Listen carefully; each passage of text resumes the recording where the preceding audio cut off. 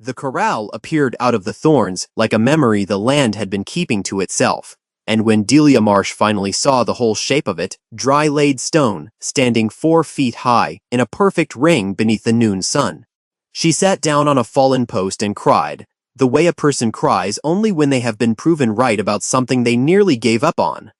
Below her, 400 goats moved through what had been an impassable sea of mesquite 2 years before, and the ground they walked on was open now, grassed over, breathing. The men who had laughed in the county courthouse were not there to see it, but word of it would reach them soon enough. 2 springs earlier, on a cold March morning in 1889, Delia Marsh stood at the back of a crowded room in the courthouse of a dry Texas county and raised her hand for a parcel no one else wanted. She was 26 years old, a widow of 14 months, and she had $11 and change folded into a handkerchief pinned inside her dress. The parcel was 75 acres of caliche and thorn scrub that had gone to the county for back taxes, when the man who owned it walked off and died somewhere north, owing 3 years of assessments that came to $9.40. Nobody bid against her. A cattleman near the front turned around to look at her the way a man looks at a stray dog that has wandered into church, and he said, loud enough for the room, that she would have done better to burn the $11 for the warmth of it. The auctioneer, not unkind, asked her twice if she understood what she was buying. She said she did. She did not fully, but she understood the one thing that mattered, which was that it was hers now and no one could take it. And for a woman who had spent her whole life on land that belonged to husbands and fathers and banks, that was worth more than $9.40. She signed her name, took her paper, and walked out into a wind that smelled of dust and mesquite smoke, and behind her she heard the laughing start. The land, when she reached it that afternoon, was worse than the talk. Mesquite grew there in a way that was less a stand of trees than a slow green war. It came up thick as a man's arm and thin as a whip, tangled with catclaw and prickly pear, so dense in places that she could not walk 10 feet without turning sideways or bleeding. The thorns took her sleeve and then her forearm, and left a line of red beads that she wiped on her skirt without slowing. She had heard the cattleman curse mesquite her whole life. It drank the water the grass wanted.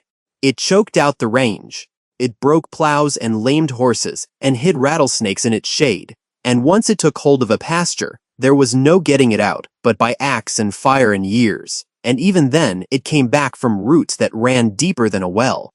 Men who owned thousands of acres let their mesquite alone because the arithmetic of clearing, it never came out in their favor. And here she was, a widow with $11 owning 75 acres of nothing but. She stood in the middle of it as the light went orange and thought, plainly and without drama, that she might have made a terrible mistake. Then she thought about the beans in her wagon and the 2 goats tied to the tailboard, and she made a small fire in a clear spot and slept beside it. And in the morning she began. She did not begin with an axe. That was the thing the town could never have guessed, and it was the thing that made all the difference. Delia Marsh had grown up poor in the hill country, the daughter of a woman who kept goats, because goats were what poor people kept, and she had spent 10,000 hours of her childhood watching the animals eat. She knew a thing about goats that the cattlemen did not trouble to learn, because cattlemen despised goats the way rich men despise the tools of the poor. She knew that a goat is not a grazer, but a browser, that it does not want the grass at all, that its whole heart bends toward brush and leaf and bark and thorn, and that a goat will strip a mesquite of every green thing it carries, and then, given time and hunger, will girdle the bark and kill the tree where it stands. She had watched her mother's small herd turn a brushy draw into open pasture over 3 summers, back when she was a girl too young to understand she was watching a lesson. Now, she stood in her own thorn scrub with her own 2 nannies and did the arithmetic in her head, the way she would do it 1,000 more times before it was over. 2 goats could not clear 75 acres in a lifetime. But 2 goats, bred and kept and multiplied, could become 20, and 20 could become 100, and 100 goats let loose on mesquite in a fenced advance, moved section by section, might in 3 or 4 years do what a crew of men with axes could not do in 10. It was slow. It was so slow it looked from the outside like doing nothing at all. But it cost almost nothing, and time was the one thing a widow, with no money and no better prospect, had in great supply. She built her first pen out of the thorns themselves. There is an irony in that a country person feels in the bones that the thing tormenting you is also the thing that will save you. And Delia felt it as she dragged cut mesquite into a rough hedge and wove the branches until they made a barrier no goat would push through, a fence of the enemy's own body.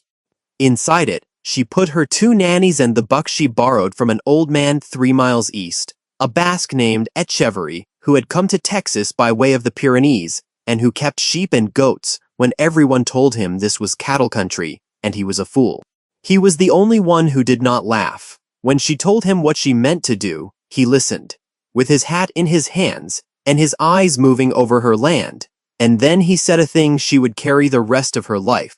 He said, in his slow accented English, that the land is never poor, only misjudged, that what one man calls waste is another man's harvest, and that the mesquite the cattleman cursed had fed goats and men in his own country for 1,000 years. Then he told her the practical thing, which was that the mesquite bean itself, the long yellow pod that dropped by the ton in late summer, was feed, sweet as molasses and fat with protein, and that her goats would grow strong on the very trees she meant them to destroy. She had not known that. It changed the whole arithmetic.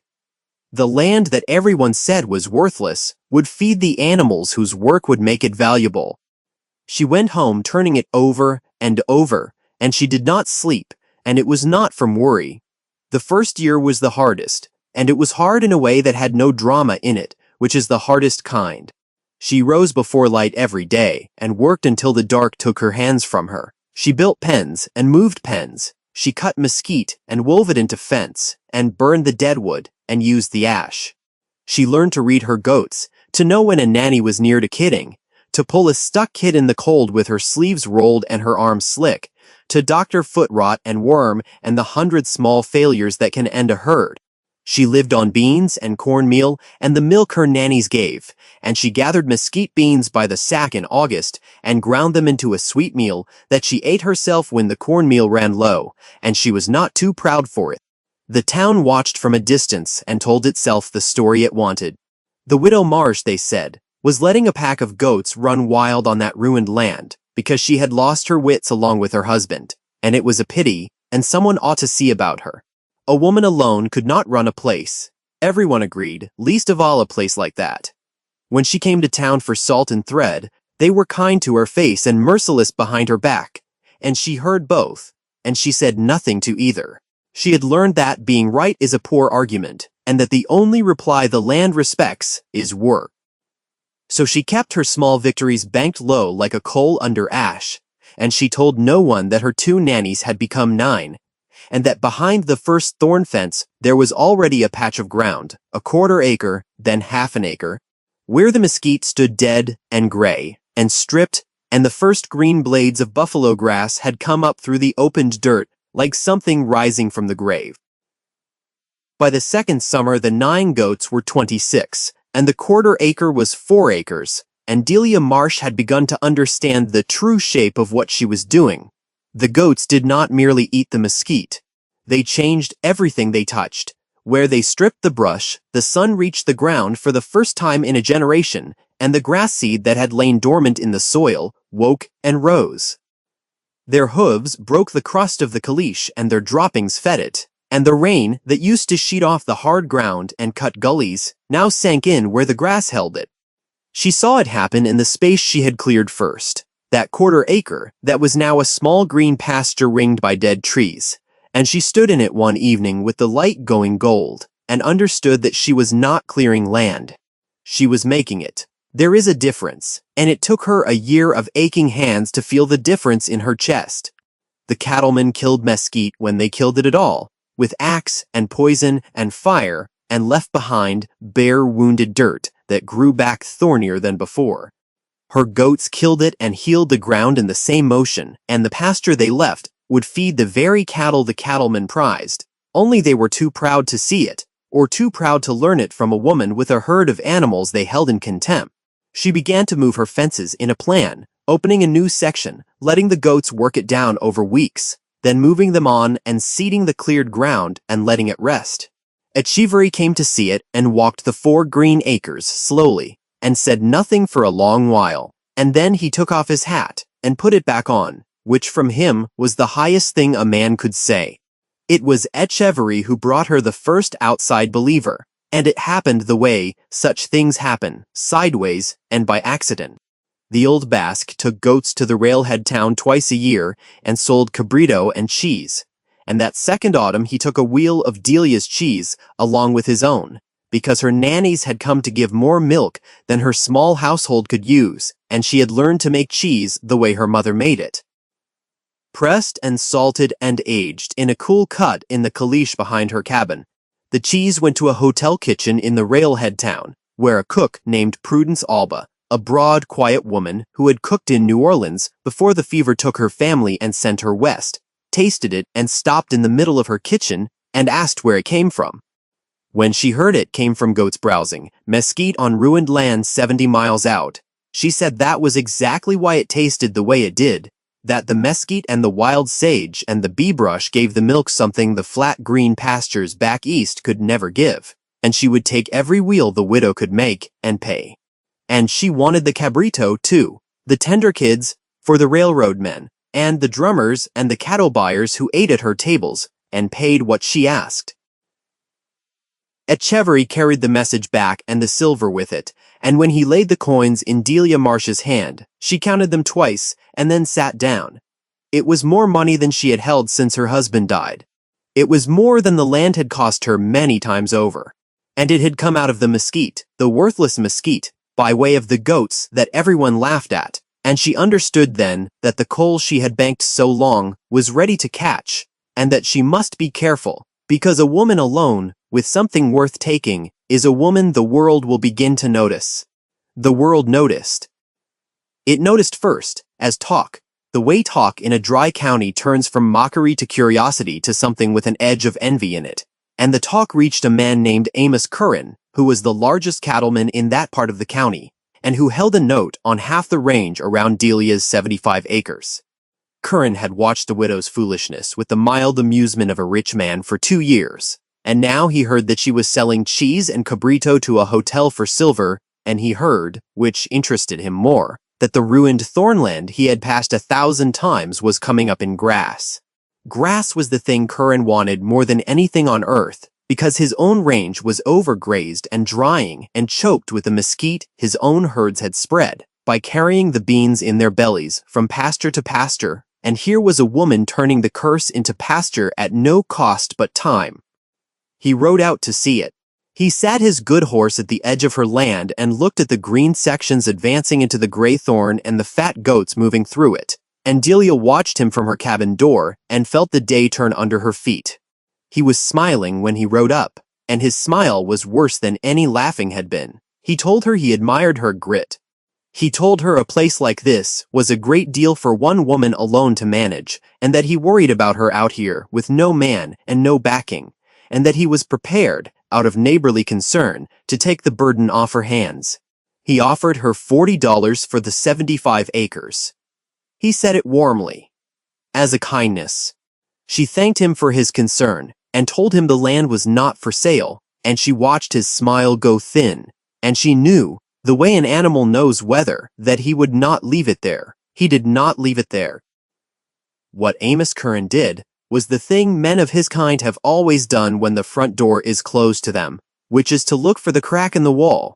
He went to the county and inquired quietly about the widow Marsh's title, and he learned what she did not yet know, that the tax deed she held from the courthouse steps carried a redemption period, under the law of that state, 2 years in which the heirs of the former owner pay the back taxes and a penalty, and take the land back out from under whoever had bought it. 2 years. And the 2 years were nearly up, with weeks left, and no heir had come, which meant the deed would soon be hers past all challenge. Curran could not wait for the law to close the door, so he found the heir himself. The dead man had a brother in a town 3 days north, a drinking man with debts of his own, and Curran sent a lawyer to him with a proposition that the brother had a legal right worth reclaiming, that the land had come up valuable, and that if the brother would redeem it, and immediately sell it to Curran. There was $200 in it for a man who had never worked a day of that ground. The brother came south on the last train before the redemption period closed, with a paper and a lawyer and Curran's money behind him, and he walked into the courthouse to buy back the land the widow had made from nothing, and he was so pleased with the ease of it that when the clerk asked him a question, he answered it wrong. And that wrong answer was the crack in Amos Curran's own wall. Here is how it came apart, and it came apart the way these things do, through a man's own greed, betraying him in a small room full of witnesses. The clerk who handled the redemption was an honest old fellow named Pruitt, who had watched Delia Marsh raise her hand for that parcel 2 years before, and had watched the room laugh at her, and he had thought about her more than once in the time since, and he had heard, as everyone had, what she'd made of it. When the dead man's brother came to redeem the land, Pruitt was obliged by law to let him, and he began to fill out the papers with a heavy hand. But the law required proof of heirship, some showing that the man was truly the brother and truly the only heir, and Pruitt, who did not like the smell of it, asked the man a plain question. He asked how much the back taxes and the penalty came to, because an heir who had cared about the land, an heir who had known the dead man and grieved him, would know something of the debt against it. And the brother, who cared nothing for the land and everything for Curran's $200, said the sum with too much certainty, an exact figure down to the cent, a figure that had been told to him. Pruitt looked at him and asked mildly how a man 3 days north, who had not seen his brother in a decade, came to know the count so exact, and the brother, flustered, said that Mr. Curran's lawyer had given him the figure. And the room went quiet, and Pruitt set down his pen. There was a lawyer of Delia's own by then, because Prudence Alba the cook had a cousin in the railhead town who practiced law, and when the talk of Curran's maneuvering reached the hotel, Prudence had sent the cousin out to see the widow. And the cousin had looked at the tax deed and the calendar and told Delia the danger plainly, and told her also the one thing that might save her. The redemption by an heir had to be made in good faith for the heir's own benefit, not as a straw purchase arranged and paid for by a third party to seize property the heir did not want. A redemption bought and paid for by Amos Curran, funneled through a brother who had never seen the land and would sell it the same hour he claimed it, was not a redemption at all in the eyes of the law, but a fraud upon the court, and if it could be shown, the deed would stand and the widow would keep her land free and clear. So when the brother let slip that Curran's lawyer had fed him the numbers, Delia's lawyer, who was standing quiet at the back of that room because Pruitt had sent him word to come, stepped forward with the whole thing laid out, the $200, the lawyer's involvement, the sale already arranged before the redemption was even filed. The county judge was called. Curran was sent for. And Amos Curran, who had never in his life been made to stand in a small room and account for himself, came in expecting to smooth it over with his name and his cattle and his note-holding, and found instead a clerk, a cook's cousin, and a widow, all looking at him without fear. He tried the warm way first, the way that had always worked. And it did not work, and Delia Marsh watched it not work with a stillness she had earned across 2 years of holding her tongue. He said it was all a misunderstanding, that he had only meant to help a poor man reclaim his family's land, that his interest was neighborly. The judge asked him whether he had agreed to buy the land from the brother the moment it was redeemed, and Curran, who could not deny it because the brother had already said it, tried to explain, and every word he spoke wrapped tighter around him. The judge was not a soft man, but he was a fair one, and he had heard, as the whole county had, the story of the widow and her goats, and there is in most people, even hard people, a thing that loves to see the small stand up to the large and win. He ruled that the redemption was a sham arranged for Curran's benefit, that it would not stand, and that the tax deed of Delia Marsh was valid, and the redemption period now closed, so that the land was hers absolutely and forever. Then he did a thing he did not have to do. He looked at Amos Curran over the top of his spectacles and said, into the quiet, that a man who had all the land in the county and still could not bear. That a widow should have 75 acres of thorn scrub had shown the room exactly what he was worth, and it was a great deal less than $9.40. Curran left without a word. The dead man's brother left too, 3 days north again, without his $200, and without the land, poorer than he came. And Delia Marsh walked out of the courthouse a second time with a paper in her hand, and this time no one laughed. She might have hated them then, the town that had mocked her, and the man who had tried to take everything. And no one would have blamed her if she had turned hard, if she had raised her prices and closed her hand and made them pay for the years of laughing. But hardship had taught Delia Marsh a different lesson than bitterness, and the true measure of what she had become showed itself, not in the courtroom, but in the dry summer that followed the summer. The rains failed across the whole county, and the arithmetic of survival came for everyone. It did not rain in April, and it did not rain in May. And by June, the range was brown, and the cattle tanks were rings of cracked mud, and the mesquite, which fears no drought because its roots go down 50 feet to water, no grass can reach, was the only green thing left on the land. The cattlemen who had cursed the mesquite and killed what they could of it now watched their pastures turn to dust, while the trees they hated stood untouched and dropped, in the worst of the drought, the heaviest crop of beans anyone could remember. Ton upon ton of sweet yellow pods falling on ground too dry to grow anything else.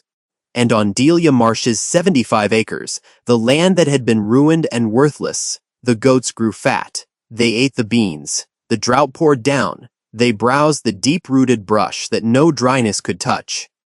Her cleared pastures, the grass held in soil, the hooves had opened, and the droppings had fed, stayed green weeks longer than the cattleman's range, because water sinks where the ground is whole. The fortune of the county inverted in a single season. The men who had been rich in cattle watched their herds go gaunt, and the widow they had pitied had feed to spare. Now here is where the profit was, and here is where Delia Marsh chose. She could have sold her mesquite beans to the desperate cattleman at any price she named, because a starving herd is a buyer who cannot say no, and she could have watched Amos Curran come to her hat in hand and made him pay dear for the trees he had cursed. Prudence Alba, who had a hard head for business, told her plainly she could triple her price and be within her rights. But Delia thought about the beans on her own wagon 2 winters back, and the $11 in the handkerchief, and the way it feels to have nothing and be laughed at by people who have plenty, and she made a different arithmetic. She sent word through Echeverry that she had beans to sell, and she named a fair price, not a low one and not a high one, the price the beans were worth in a good year, and she held it there through the whole dry summer when she could have gouged them all. She sold feed to men who had scorned her, and did not remind them they had scorned her. She showed a young rancher who came to her near tears how to send his own thin cattle onto Mesquite Range to eat the pods and survive the summer, and she walked his fence line with him and showed him how the goats worked, and she did not charge him for the knowing. When Amos Curran's foreman came, sent by a proud beaten man who could not come himself, Delia sold him beans at the same fair price she gave everyone, no more and no less, and she sent back no message but the beans. Hunger changes a town. It is easier to laugh at a neighbor than to eat beside her, and it is easier to believe a woman is a fool than to admit you were wrong to mock her.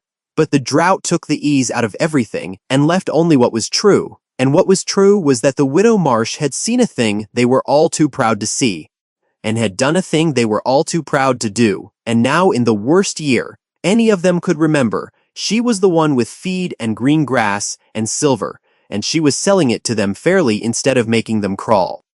The rains came back the next spring, as they always do, and the county was different, and Delia Marsh was different in it.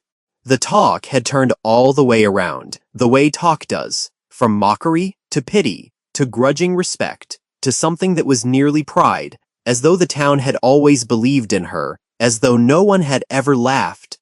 Ranchers came now not to scorn, but to learn, and she taught them, because Echeverry had taught her that knowledge hoarded is knowledge that dies, and she began to sell them, not just beans and cheese and cabrito, but goats themselves, bred herds to put on brush-choked range, and the method spread across that dry county and cleared thousands of acres over the years that came after. So that the very thing everyone had cursed became, through a widow and her animals, the making of the land. She kept working with her hands, until they were rough as bark, and she never did grow soft, but she grew easy, which is a different thing, easy in the way of a person who no longer has to prove anything to anyone. And it was in the spring, after the drought, that she cleared the last thick stand at the center of her 75 acres, the goats bringing it down, section by section, as they had brought down all the rest. And there beneath the fallen thorns, unknown and hidden for who knows how many years under that green war, stood the old stone corral. Dry laid 4 feet high in a perfect ring by some hand long gone before the Mesquite ever took the land. Some rancher of an older time had built it and worked cattle there and moved on, and the thorns had swallowed it whole, and no one living had known it was there at all. She stood in the opened center of her land, with the stone ring around her and the goats moving through the last of the gray dead trees, and she understood that the mesquite had not ruined the land at all, it had only hidden it. Under the thorns had been pasture the whole time and good soil, and a corral built by people who had known this ground was worth working long before the county gave it up for $9.40 on the courthouse steps. What one man calls waste is another man's harvest. At Chevery's words, and they were true, and she said them aloud to the old man himself when he came to see the corral, and he laughed his slow laugh and told her she had learned the lesson better than he had taught it. She rebuilt the stone ring where the years had tumbled it, and she used it, and she is buried now within sight of it, in ground that is green in a dry country, and the goats she left behind still work the brush on land that other people once swore would grow nothing but thorns and regret. There is a lesson in it that has nothing to do with goats. It is that the world will tell you what is worthless with great confidence, and the world will laugh at you for wanting it, and the world will be wrong, because worth is not a thing a place is born with, but a thing a patient hand draws out of it, slow, day after day after day, until the coal banked under the ash finally catches you, and the light of it reaches even the ones who laughed.